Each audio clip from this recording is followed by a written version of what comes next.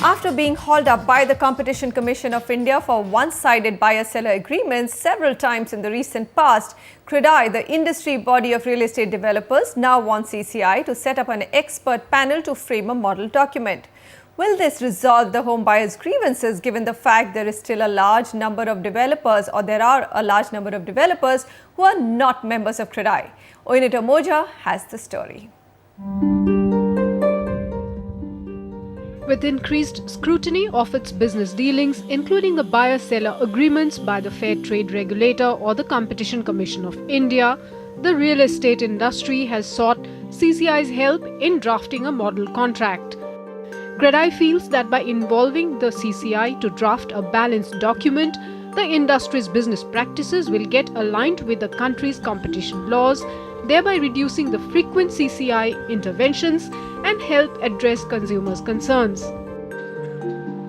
We are proposing to CCI that we will be more than happy to have a joint committee with CCI in which CCI can nominate its own expert members as they deem fit, maybe the legal as well as technical members, and co-opt 2 to 3 developers from CREDAI, CREDAI's executive body or national body, and let us together sit down and review our agreements and our code of conduct and come out with a standardized draft.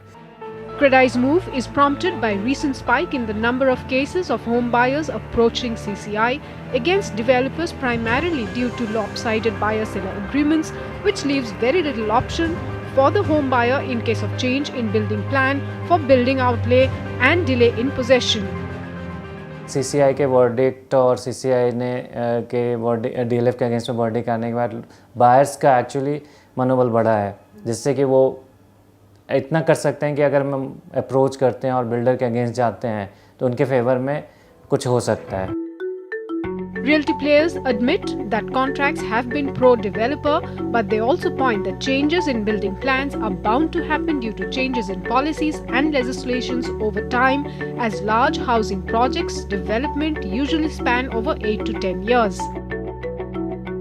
History is that the developers as stronger parties vis-a-vis individuals have had contracts which are more in their favour. I would think that's probably a fair statement to make. I think a key element for the industry really is to build trust with the consumer base and transparency.